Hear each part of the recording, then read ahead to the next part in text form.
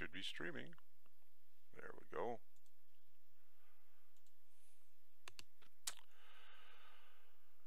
Good morning. Well, yeah, it's morning here. Good morning, everyone. I hope everybody can hear me okay. I can see your chat.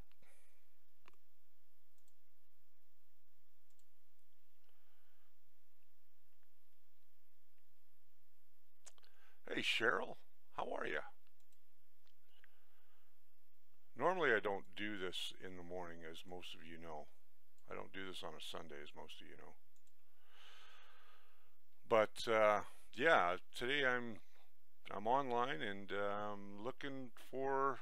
I'm not looking for answers, but I want to talk about some stuff today that's kind of related to the show, but not really, if that makes any sense. You're freezing your butt off. Well, it's minus 27 here today, Cheryl, so it's a little chilly. Not as cold as you are back home, but. Well, I'm here on a Sunday for a couple of reasons. One, something's happening in the 3D printing community that I want to address, and it's something that's always been ongoing, and I want to talk about it, and I want to bring people together to talk about it. I'm an advocate for artists, as a lot of people know. It's minus 40 with the wind. Holy Christmas. It's minus 28 with the wind here today. So today I want to talk about some stuff. I'm going to let people come online as they want to. And I got to keep an eye on my CPU usage, drop frames. I haven't had any really drop frames yet. So yeah, it's really kind of strange. If you're interested on Facebook, if you're on Facebook watching this or on YouTube watching this, feel free to jump in and give me your comments. And that sort of thing. I see Jerry's over on Facebook. There's a few others on Facebook as well. I'm just going to refresh Facebook here. Oh, don't reload. Oh yeah, reload it. No, don't reload because I'm streaming from here. Okay. Yeah, I want to talk a little bit about what's going on. I bet you miss it here, huh? I actually, funny thing, you should mention that, Cheryl. I do miss it. I miss being at home. I really want to be at home more, so I do miss it. It's funny enough that I say that, but so today I am talking about, well, for lack of a better word, theft. Or putting your name on something that doesn't belong to you, never did belong to you. You didn't design it. You didn't put it together. You didn't do any of that stuff. So, I look at it like this. If you company had been taking things off of Thingiverse, taking designs off of Thingiverse, and anybody that's into 3D printing by now should know what Thingiverse is. For anybody on Thingiverse that had their models misappropriated, it sucks. It really sucks. If you design something and you put it up on Thingiverse and then you decide that you're giving them away essentially on Thingiverse for free. You're sharing your work with a community of like-minded people. What those people should not do, or individuals, and I don't want to categorize everybody in this, but there are a handful of individuals that will go on to places like Thingiverse and things like that and manipulate the licensing agreement. Now, everybody who puts their stuff on Thingiverse usually puts it on with the intent that you're not going to take those models and sell them to somebody else. And that to me is fair. I think that's considered fair use at that point. But what you shouldn't do is take somebody else's designs and models and make your own little income from them. And I don't say, somebody coming to you with a model and saying, can you print this for me? I mean taking somebody else's work, putting it up on Etsy or putting it up on eBay or putting it up on your website and essentially saying that it's yours. That to me makes you as an individual just the scum of the earth. I'm going to be talking like this all day today or all through this live stream today because you know what? It pisses me off. One of our community members today has posted that somebody has taken his designs and are misappropriating them in ways that they weren't intended to be. This designer has offered up models for free in the past and on his website. He still offers models for free on his website, but he will no longer be adding new models to that free section on his website. What I want to say to you is if you find a model on somebody's website that you know belongs to somebody else, don't buy through third parties. Go directly to the source.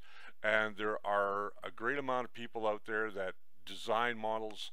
Malix, Emilio Witt, William Donalds. You know, these are three guys that I know of right now that design models and give away some models, and at the same time they sell other models. And people have misappropriated those models from one of those designers. And I got to tell you, it really, really pisses me off. Hey, Don, how are you? Because what that does to the community is, first of all, it makes designers not want to offer their goods anymore. It makes them want to selectively suffer because of it. So what I want you guys to weigh in on this. I want to know how you guys feel. I can't see any comments for whatever reason here on Facebook, but on YouTube I'm seeing all kinds of comments. I see 4 people watching on Facebook, but I don't see any comments. So, but I can see all the comments on Facebook. Hey Derek, how are you? I normally don't do one of these on a Sunday morning, as everybody knows. I don't normally come online. I'm at home today. You know, I want you guys to weigh in on this as well. I want to make this a community conversation today. If you are a designer and you're designing models, and you are out there putting your models on Thingiverse or on your own website, you're giving some away and you're offering some for retail sale. Here's a great example. Here's the Pennywise model, which you guys have all seen in the past, that I painted up. It's here at home. That is a model that is from innov3d.co.uk. If somebody were to steal that model and then start printing it and selling it, or even just offering the files on their website or to their friends and family, that's wrong. To me, that is stealing.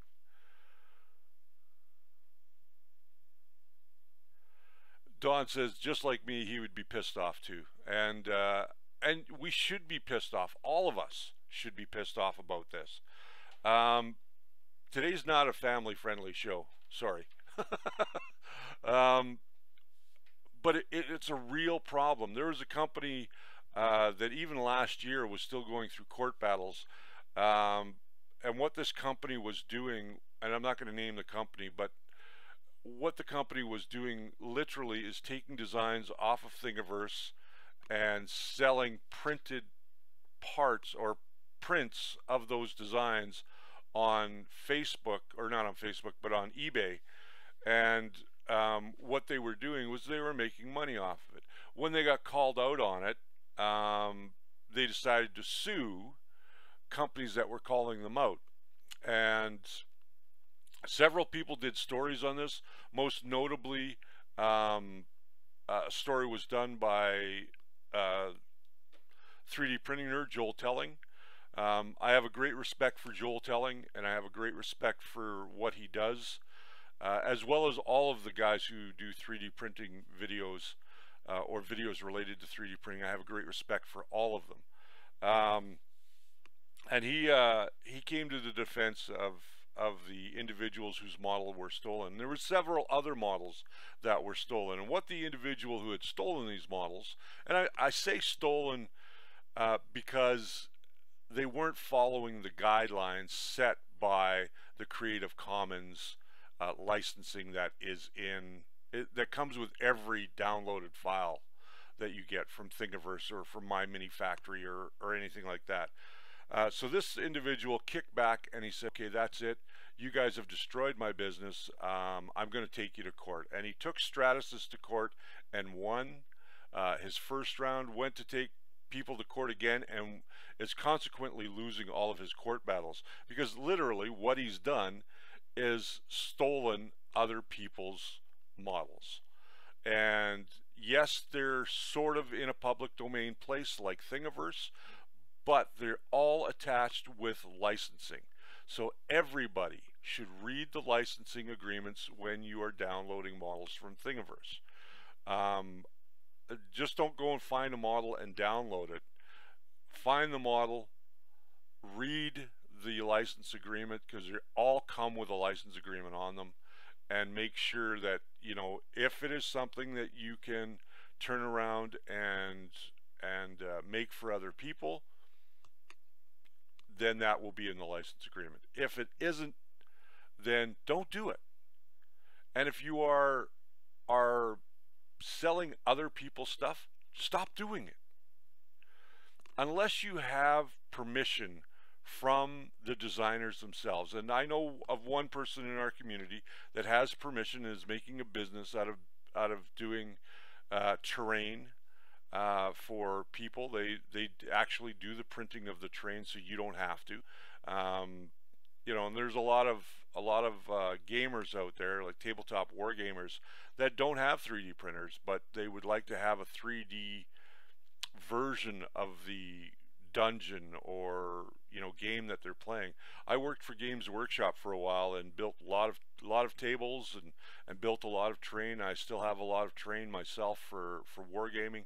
And to be perfectly honest with you guys, I don't sell that stuff. I don't sell the individual bricks for stuff that I can make, but I do sell completed models to people because that's what they come to me for.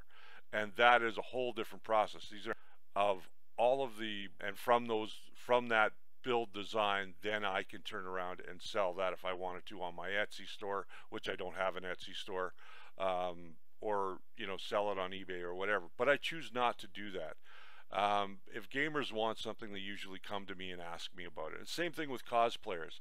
I mean, there's a ton of cosplay items on Thingiverse. If somebody asks me to print something for them that is a cosplay piece, I'm going to charge them for the printing time.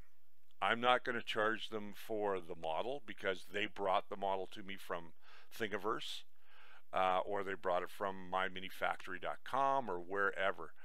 But I'm going to put the question to you. The question is, what do you guys think about models on Thingiverse and models on places like My Mini Factory and artists who create free models for you? Do you think that you have the right to make them and sell them?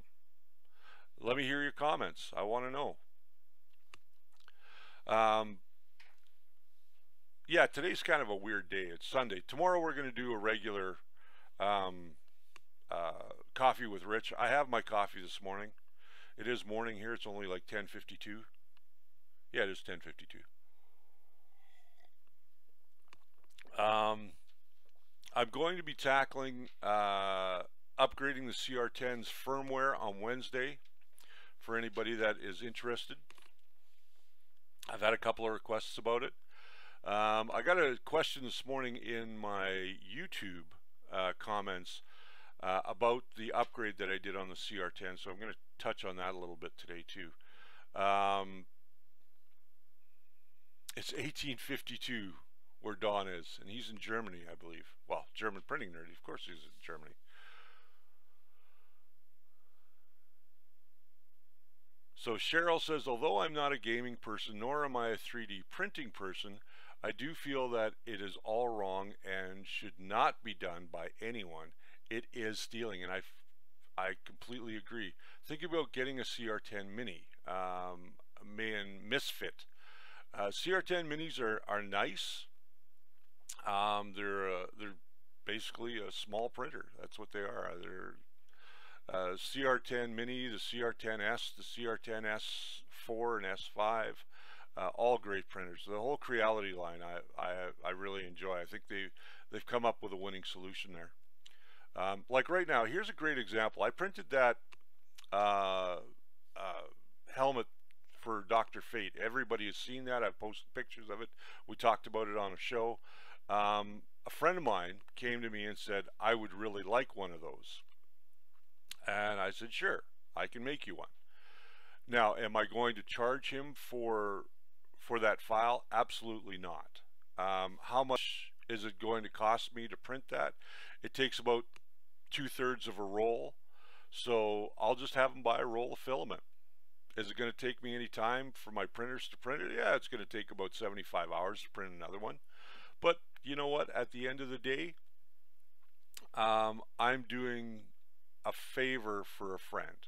I'm not taking that designer's design and making money off of it. And I just, again, every time I think about this, I get a big lump in my throat because I just want to say things that are inappropriate to say on the air. But I think if you print something for one and only charge for the filament and electricity, yeah, you can charge for the filament and the electricity, but how much electricity are you really using? I mean, most printers have top out at a 400 watt power supply, and they're usually right around 30 amps, or 30 watts, pardon me. So, or yeah, 30 amps. Yeah, it's 400 watts and 30 amps. So you're not really pulling a lot of electricity. I mean, do you charge for that time? Who knows? You know, I guess that's completely up to you. If guys are leaving comments over on, I can't, for whatever reason, I cannot see there we go. I got the comments. Okay, Jerry, I see your comment. Hello, George. Hello, Emilio. There, I finally got to see everybody's comments. Great. That's awesome. So, good morning, Mark Baker. Good morning, Rudy. Jerry says something here. Once in a while, I get a message from whoever wanting to trade or give. I give them a link to buy. That's exactly what you should do. If somebody approaches you and they want a specific model, like Emilio sells models, Malix or Sanix sells models, and I believe also William sells models as well. Go to the source, buy the model, and then, you know, if they want to buy the model, that's great. Then I think printing it is no problem for them. And then what are you going to charge? You're going to charge for your print time and the filament. Mayan Misfit says, I think you should charge for the time as well, especially with larger prints where the printer is busy for an extended period of time. And yeah, I do agree with that. But really, what is that printer time worth to you?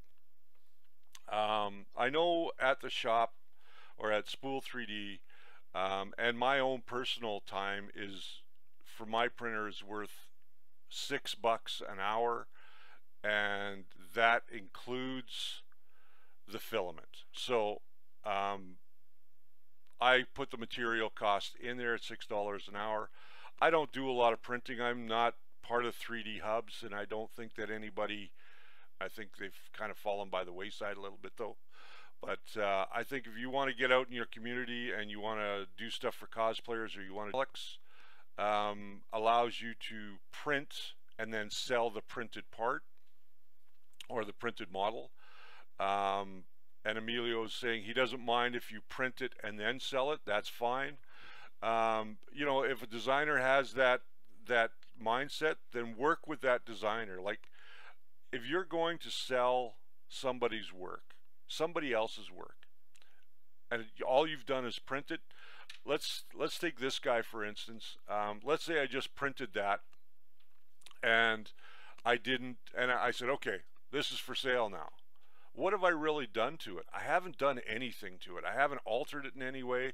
To me, that is still a form of theft. I'm making money off of somebody else's work.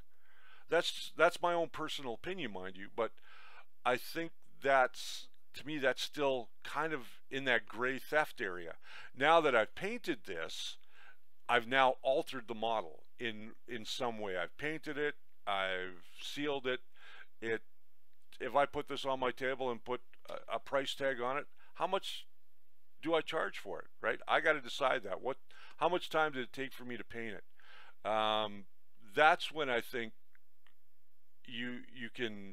that's when I think it's okay to sell a model. If you've painted it and you've altered it in some way, then it's okay. But if I just printed that, to me, this is my own personal opinion. If I just printed that and said, hey, now I'm going to sell it, to me, it's still kind of stealing in a way. But you know, each person is to their own. And Jerry says, as long as it's not volume for a business. Yeah, I agree. If you're not printing in volume, to some degree, I agree with that. But let's say, for instance, you've got a file for another printer. Okay, here's a great example. As most of you guys know, we have altered the Wilson 2 kit with electronics, with extruders, and with the plate, the actual plate that goes on to that holds the heated bed in place, the Y-axis plate. And we now sell that as a kit, and we've altered some of the parts to make it look a little bit better. Yes, we still call it a Wilson 2 because it's still primarily a Wilson 2 in design, but we sell that as a kit at the store. Now we do that, we tailor that to each customer, so every one that we sell is a little bit different. If you're not sure what is okay, ask the designer. Exactly, Jerry hit that nail right on the head. If you're not sure, ask the designer. Get permission before you start selling somebody else's designs. You know, you should never pass somebody else's designs off as your own. That is like, and I'm going to keep saying it, that's stealing.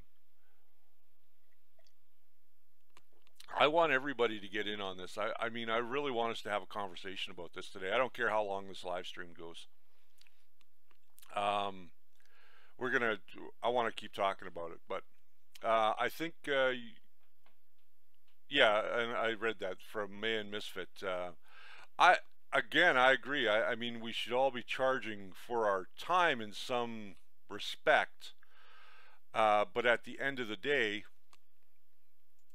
how much is our time really worth? And like I said, my time, for me to get a model sliced, put on the printer, and for the printer to print it for somebody, I mean, I charge $6 an hour, and I've said that before, and that includes the material. So if I'm printing, here's another good example. This thermal detonator from Star Wars. This is a model I took off of Thingiverse. I plan on finishing it. I plan on putting lights in it, and this will be a display piece in my office. If somebody came to me and asked me to make them one, first I need permission from the designer, and to me that is the proper route to go. If the designer says no, I can't sell it, then I won't. Plain and simple, I won't. And you know, Sergio Mallet has a great philosophy about that. Him and I have talked a couple of times about his models, and you know, we've talked about giveaways from time to time of the odd file of his, and he's got a strict policy on it, and his policy is don't share the files. If you bought the file, don't share the file, because that's taking money out of their pocket. It's taking money out of Emilio's pocket. It's taking money out of Malik's pocket. It's taking money out of William's pocket, and any other designer out there. You're taking money out of their pocket if they sell those files. If they give their files away for free, I believe that every file out there should come with a licensing agreement of some sort. And if you download any one of the Malik's 3 design files, there is always a licensing agreement in there. Please read the licensing agreement. I know that Emilio also has a licensing agreement, so make sure that you read that licensing agreement. If you are not the owner of a file and you want to make money off that file, contact the person that made that file, and they're going to tell you either yes or no. If you want to sell printed versions of it, they might say yes, depending on how many printed versions you want to put out there.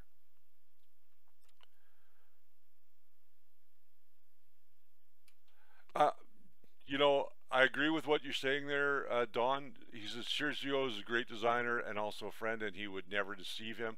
And I think that is absolutely the right way to go. And that's a great comment. Theft of any sort is wrong. I'm the religious guy, and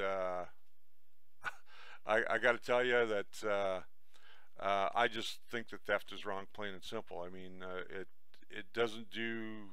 These guys work really, really hard on their models, and they bring us top quality models. They do, and anybody who disputes that should get out of 3D printing, in my opinion. These guys bring us high quality models, and at the end of the day, this is part of what they're doing as a living.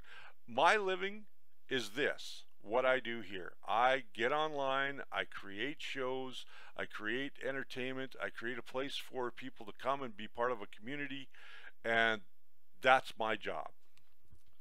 Rudy says it's the same like if you buy software license and put it up for download. I'm going to be in trouble. Yeah, exactly.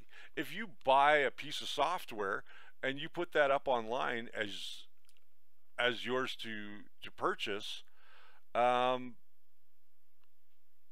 that's wrong. I mean, your license agreement clearly states that you can't do that. Same thing with movies. I mean, go out and buy any Blu-ray or DVD. It says right on the package, and the first warning that comes up is do not share. Do not, put this in a public place. And that's a great analogy. Software is the same way. You bought it, but it doesn't really belong to you. Just like you bought that STL, but at the end of the day, it still doesn't really belong to you. It belongs to the designer. And I think we need stricter laws or stricter licensing agreements on parts. I've got some parts that I've created now for Bigfoot, which is the large format printer I'm working on, my own personal design, and I'm taking inspiration from other people's designs to make this printer a reality. It's now been 4 months in the making, and I'm still slowly working. Release the files for anybody that wants them, along with a full bill of materials for anybody that wants them, because it will also, I'm going to make the files available if somebody wants to print them off and source all the materials themselves. Careful, Bigfoot might visit you. Well, unfortunately, Bigfoot is not a trademarked name, so oops, stream break. So what do you guys think about these types of things that are happening? Are you guys down with it, or are you guys, are you guys just as disgusted in the practices of people out there stealing models as I am? I want to hear your thoughts.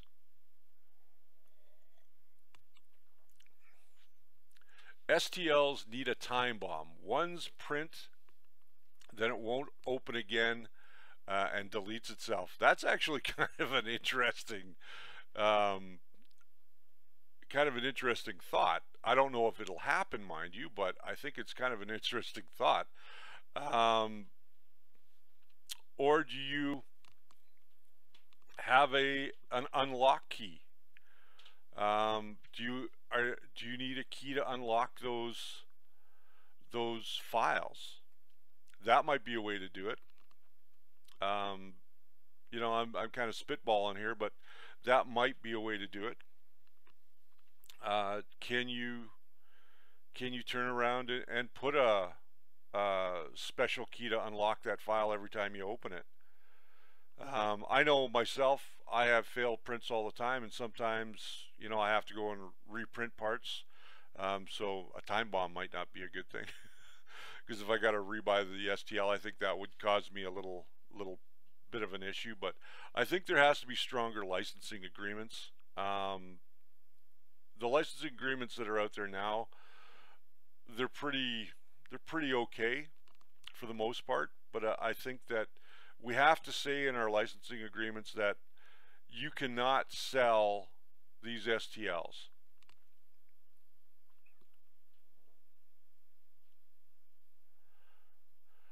So Cheryl's asking an interesting question. If there were a key lock, can they not still share once it's opened? I think the idea is, and like a PDF, you can lock a PDF that once you transfer it to somebody else, they can't open it unless they have the proper code. But then, you know, designers can change that code as well, I believe.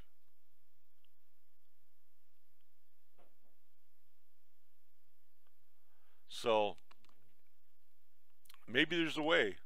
There's got to be, if nothing else, like I said, we got to have stronger licensing issues, and I think that designers need to put on their websites, and I know I'm kind of pushing this back on the designer a little bit, but it's to help them protect themselves. Put something on your site that if you are the purchaser, and I mean, have a big red warning flag. I mean, to me, that would be a great way to do it. Just right up front, if you're here to buy models, you know, it's hard to do that, Emilio says, and the person would have the key, so it's pointless. Yeah, you're probably right. You can only hope that the folks are fair and respect the work that goes into making them. And I think that at the end of the day, you're right there, Emilio, and I think that charging for your work, for all of your work, is a deterrent in a way to people sharing files. If they are sharing files that are we need to put into our licensing agreements that these files cannot be shared. Gillespie Castrolovi, I know I messed that up. I cannot, it's in a different language. I wonder if I can translate that. I can't understand what you're asking me. I do not speak Spanish. I am sorry, sir. Yeah, we have to be aware, and we have to be honest. I mean, if we're not honest, then did we steal the file? And if we purchased it, no. Are we performing an illegal or immoral act by sharing that file for our own personal gain? Absolutely, you are. Italiano. Yeah, I don't speak Italian either, sorry. I have one language, and I can swear in French, and that's about it. I think that you're absolutely right. We have to rely on our customers to be good customers, and if we don't have good customers, there's something that's happening in the community right now where people again are stealing other people's designs. Probably. Is there a way to work it out between the two parties? Not if the first party has already been deceitful. I don't think. I think you write that person off, and you know, you take legal action to try and get your designs back. I think that's the best way to handle that situation. However, at the end of the day, what are you going to do? Jerry says if the designer gets his fee for each one sold, it would be a problem, but it's still an honor system that some would not honor. Yeah, you're right about that. If the designer trusts the seller, it might not be a problem. Just design your own and don't do it is best. Yeah, I agree. Um, if you're working out a deal with another designer, um, and kicking back something to that designer, you've got an agreement to go. If you don't go to the source, then you know who knows what you might get. You can encrypt your files and give the key to the buyer. Then it would be possible to trace with a small unique code in the STL file. That is a great suggestion, Rudy. Rudy Yetten has suggested that encrypting the file, that's a really good idea. And we touched on that a little bit earlier, and I think that then you actually can trace, and then you can say, look, when that buyer comes back to your site, your signs to other people. That's a great way to do it. That should be able to be implemented in the STLs. So, what else do you guys want to talk about today? This is really what I wanted to get in on today was really talking about this kind of stuff. I'm going to it is take somebody else's design and pass them off as your own. Now I know some people offer free models and they offer, or you know what? Why don't you offer a subscription service? I'm part of a subscription service now. Here's another option for you for designers is to offer a subscription service, and each month you release a new model that is for your subscribers, and then you have those ones that you sell, you know, in your regular marketplace. I think that might be a good idea because then you're not giving away a model for free, but you're giving away a model to somebody who has invested their money to you. I think that might be a great way to kind of cut down on the theft of great models. Good morning, Mark Brennan. Emilio is thanking me for addressing the situation today. You know, it's a sad thing when we get models and we share them with other people, or we sell them to sharing them and selling them are two different things. But when we sell them to other people and pass them off as their own, I think that is a despicable practice. But I do agree that maybe we should encourage our designer friends to set up a subscription service. There's one out there now. Build it and they will come. Jerry's a big fan of this guy's work, and I've recently signed up on the subscription service. And you can go back and bypass models that were given out to the subscribers. I think that might be a way. Jerry Knapp, who is always posting, and you know he's a great guy down in Vegas, and he's posting tons of stuff that he's doing. Right now you're doing the probe droid, I believe, from Build It and They Will Come.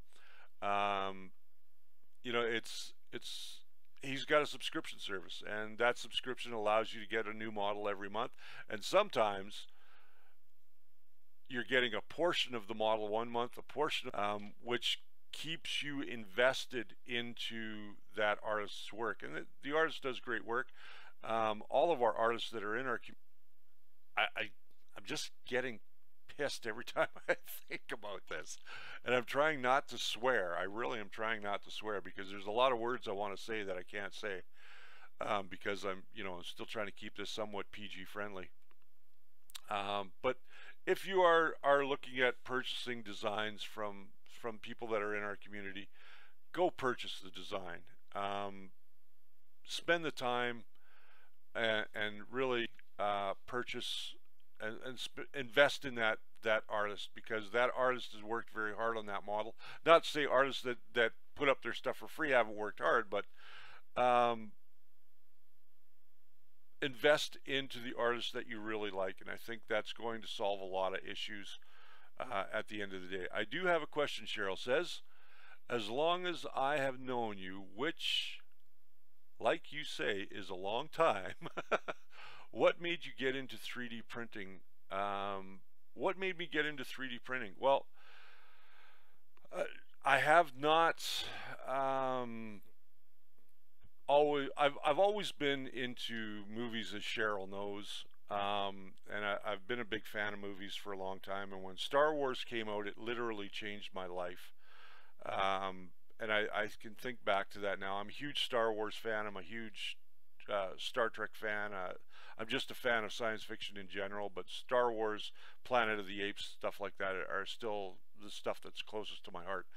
I was doing some prop building, and I was doing it the old-fashioned way with you know, wood and plastics and things like that, carving the things out, and then plaster and making copies. And I've done, and yes, I'm a computer nerd as well. And when I discovered what 3D printing can do for my prop building, I thought that this would be a great way for me to finally justify a 3D printer at the time. Fortunately enough, some friends of mine came together and actually bought me a 3D printer, and said, here you go, make some props. And to be perfectly honest with you, I haven't made a whole lot of props since I got into 3D printing. But at the end of the day, that's kind of what got me started. Is I saw a need for it, just like any woodworking tool. And Cheryl, you know, I love woodworking. You know, to me, the 3D printers are just another tool in my arsenal. Mark Brennan says, myself personally, I don't have much in talent when it comes to models and make them real. I appreciate other talents so much. I'm happy to pay and not share. And that's the attitude that we should all have. You know, whether we can design stuff ourselves or not, I think that's the attitude we all should have.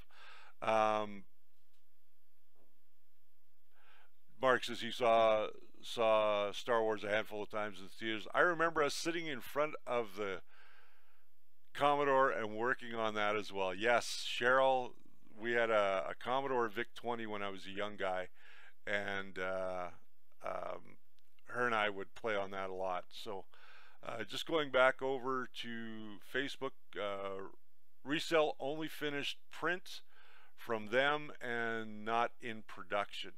I'm not sure what you mean by that, Jerry. Oh, finished and painted, done. Okay, that I got you now. Okay. It's awesome being able to make anything. Yes, it is. Rudy says he pretty much has a sci-fi bug as well. You know, at the end of the day, 3D printing for me is just another way to make things that I've always wanted. I'm sorry, my camera's a little low. It's actually right there, and I'm looking up at the screen, so I'm not addressing the camera like I normally would. A little 3D action. How do you like that? We're talking about 3D. In any case, I think that yeah, as far as getting into 3D printing, it was, the bug bit me, and now I own 5 3D printers in just a little over a year, and I will be getting a 6th one fairly soon. The 6th one I'm looking at is the CR10 or the Wanhao D9. Brendan says he had a VIC-20, he had a Timex Sinclair, and a Commodore 64.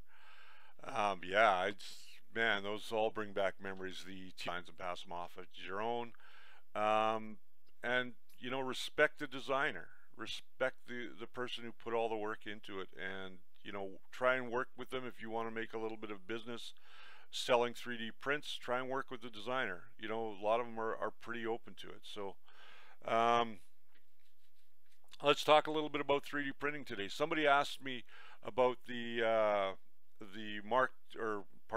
Micro Swiss upgrade that I did on the CR10. Most of you guys have seen that video. It's one of the more popular videos that I did on our channel. And they were asking me about the clogging issue. And I will tell you all straight up, full disclosure, that there is a clogging issue currently with the Micro Swiss upgrade, and it's not the Micro Swiss itself. It has to do with the fan in the CR10.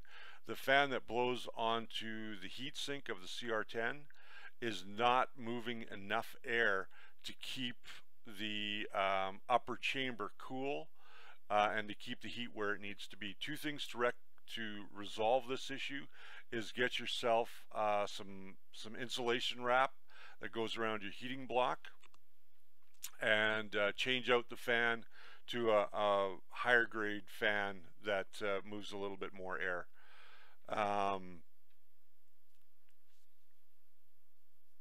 So yeah, it's that's how you want to rectify that heat creep problem. And what heat creep is when the heat is actually making its way up in the extruder, and it's going up the throat into the cool zone, and then it's cooling off in that cool zone, and it will clog. So best thing to do is wrap the block, and then make sure that you put a new fan in.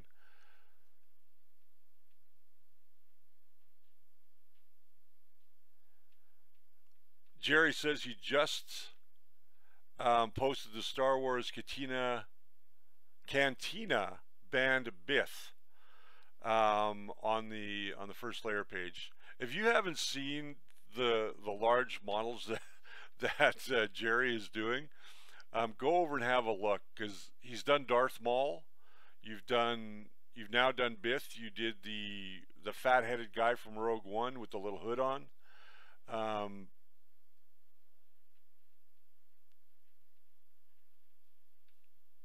So yeah, he's done quite a few. Man says he gets his at the end of the month. German printing nerd sitting without a printer. He had a problem with his Wanhao. His Wanhao is dead for a few reasons. My hot end fan clogged overnight and changed on the fly. Done filament change to pause, fan going bad, not spinning fast enough. Yes, extruder clicking was a fan causing the problem, and that's exactly what it is. The fan can cause the problem in the CR10. You need to get yourself a better fan, and for the price of fans, what are they, like $7? Depending on where you are. I know here in Canada a good fan for the CR10 is $7 for a ball bearing fan. And I've talked about this on the show when we were talking about fans the other day. Get rid of the crappy fans that are in your printers. God, they're cheap. They use all sleeve bearing fans. I don't care what printer brand you're buying. They all use your fans to ball bearing fans. And if you've got a little bit of extra money, get yourself some high quality fans, like Noctua fans. I really like Noctua fans. And the biggest offender of noise fans or noisy fans is the one in your power supply. It's a 60 mil fan. Rudy says my 5th printer is on the way from China. Replaced 3 times now on my newest CR10. Only this printer has problems all the time, Jerry's saying. Yeah, I always tell people, get rid of the damn fans, because they're all sleeve bearing fans and they don't last worth a shit. Ghost in the machine, Jerry says. Noctua puts out fans. They're a little bit more expensive. Pardon me. They're computer fans. So they have 3 wires. You don't need the yellow wire, which is the signal wire, even though everybody thinks you do. You don't. So you can change out the fans on your CR10 or any printer for that matter. I know I've changed out the fans on my Wanhao D6. I've changed out the fans on my Wanhao Duplicator i3. I only put other printer builds as well. German printing nerd saying he has no money to get a new one. Well, what else can I say about printers that you guys don't already know? That was my next comment. Mark Brennan says power supply fan makes a horrible noise when starting, but evens out. Definitely needs to upgrade those. Yes. Every friggin' company out there has, I don't know why, but they all use sleeve bearing fans. I understand the thought process behind that. Put in cheap products, charge more for your product. I get that. You know, try and maximize the amount of profit that you're making off of anything or any part that you're making. But at the end of the day, some parts are worth the price that you pay for. Some parts aren't. Here's a great example. E3D, the V6 E3D head. If nobody knows about this or not, you can buy all the Chinese versions of an E3D head. But here's the problem. E3D heads are machined far better. They have virtually no issues once they're installed. Cheap Chinese parts to make an E3D clone, as it were, or even buying an E3D clone, can certainly cause problems because they're not machined to the same tolerances as the genuine product. I know sometimes I'll say go and buy the cheap stuff, but for the most part, in this case, I say stick with the brands that you know.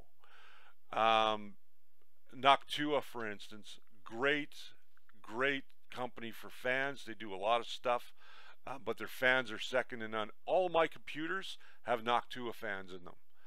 I will only buy Noctua fans.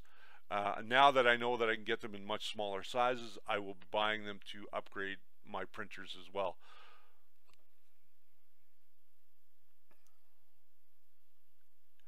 Yeah, when you're buying by the caseload, it can't be that much difference, really. That's true. When you're buying fans by the caseload, there is not a whole lot of difference. But if you're going to do any upgrades to any printer right off the hop, there are 2 things I always tell people to do. First and foremost, if you want to eventually get into printing with higher quality filaments or different density style filaments, such as metals, wood, glow in the dark, carbon fiber, any of those, I always recommend that you go to an all metal hot end, which means that there's no PTFE liner in the throat of that hot end. On a hot end which has a PTFE liner in it, you're always going to get clogs, because what's happening is that PTFE liner is starting to break down because it's now reached its melting temperature, so it's going to start to break down and you'll get clogs. And secondly is fans. Get rid of the cheap ass fans that come with our printers and just upgrade your printers. I know sometimes that can be tough to swallow at first, but if you're planning on printing with higher temperatures, then an all metal hot end is definitely the way to go. Micro Swiss is a very good brand. E3D is a very good brand. CR10 I know has the ability to change over to an E3 V6. There are a lot of guys out there now that are producing printable parts. If you are going to print parts for your printer, Capricorn PTFE to the nozzle on the stock CR10 is great. Yes, I agree. The PTFE liner or the PTFE tube that comes with the CR10, CR10S, and all of the other CR10s in the range, That's referred to as a Bowden setup, where the motor is not attached to the same area as the extruder is. So you don't have what's called a direct drive. You have what's called a Bowden. So your filament runs through the tube and then it goes into. Capricorn tube is a little more expensive, but it's what they call low friction. And just make sure that you're getting the right Capricorn tube for your printer. There's two different types of Capricorn tube, and I'm learning this the hard way. So that pretty much rounds out. So that's kind of what I want to talk about today. And tomorrow's going to be a regular Coffee with Rich. I've been doing this now for almost an hour. We've had a good talk. We've all hung out today. I'll be back tomorrow at my regular time. We're not going to do a pre-show because I'm doing it from home, so I don't have any of the graphics at home to do the show the way that I normally do it. So we'll do it the way that we're doing it today. And tomorrow we're going to talk a little bit about upgrades, and we're going to talk a little bit about some of the stuff that's up and coming. Okay. And I'll answer your questions, and we'll just make it a casual conversation because tomorrow is family day here in Alberta. So if you're like me and you don't want to sit around and with your family, come join me. Because that's where I'm going to be. I'm going to be sitting down here. White or blue, German Printing Nerd says. If you're referring to Capricorn tube, it is blue. There's two different blues. Take the dark blue. That's the XL, I believe. Everybody, you're very welcome. Thanks for coming and joining me today. You guys have yourself a fantastic day, and enjoy Sunday. Or for some of you that are overseas, it's probably already Monday or getting to be Monday. And I will see you guys tomorrow, regular time, 1:30, right here on the first layer. So have you